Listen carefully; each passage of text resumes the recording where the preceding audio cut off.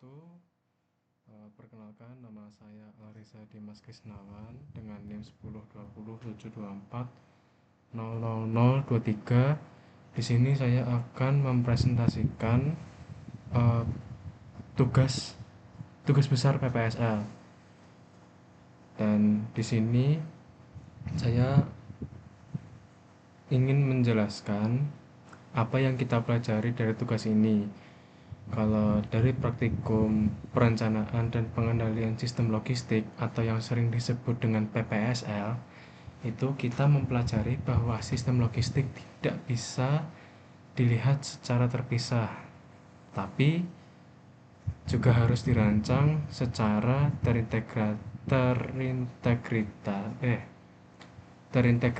terintegrasi dari hulu ke hilir, mulai dari peramalan, permintaan, hingga distribusi ke konsumen.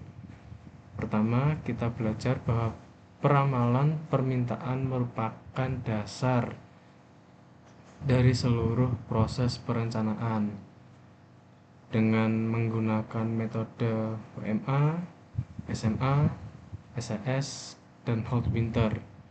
Di sini kita bisa memperkirakan permintaan masa depan berdasarkan data historis dan evaluasi menggunakan MAD, MSE, dan MAPE. Kita memahami bahwa permintaan metode peramalan yang tepat sangat berpengaruh terhadap akurasi hasil dan kualitas keputusan produksi. Kedua, kita mempelajari perencanaan produksi agregat melalui 3 strategi utama. Yang pertama, C strategi, kedua level strategi, dan yang ketiga subcontracting strategi. Dari perbandingan ketiga ini, kita memahami bahwa setiap strategi memiliki konsekuensi biaya yang berbeda, baik dari biaya produksi, biaya persediaan, tenaga kerja, maupun subkontrak. Hal ini mengajarkan bahwa keputusan produksi tidak hanya bersifat teknis, tapi bersifat ekonomis.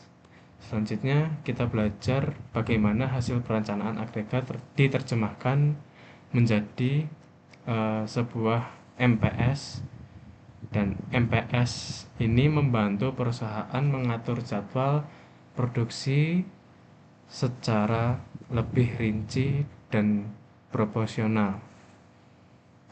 Pada tahap berikutnya kita memahami pentingnya MRP yang diawali dengan penyusupan Bill of Material atau yang sering disebut BOM.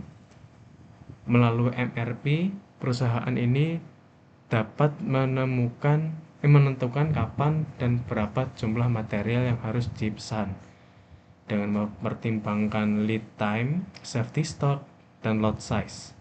Hal ini mencegah terjadinya keterlambatan produksi maupun penumpukan bahan baku. Dan yang terakhir, kita mempelajari bahwa sistem logistik yang baik juga harus didukung dengan perencanaan distribusi dan jaringan logistik, termasuk penentuan lokasi, fasilitas, perencanaan rute, pemilihan armada, pemilihan rute, pemilihan yang lainnya juga. Itu semua keputusan ini bertujuan untuk meminimalkan biaya distribusi dan meningkatkan efisiensi pengiriman.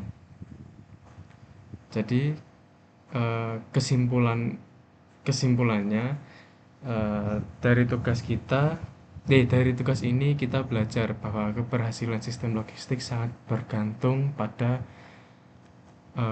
keterpaduan antara peramalan dan perencanaan produksi. Mengendalikan persediaan distribusi, jika salah satu tahap tidak direncanakan dengan baik, maka akan terdampak langsung pada biaya pelayanan pelanggan dan kinerja perusahaan secara keseluruhan. Mungkin itu aja dari presentasi saya. Saya akhiri.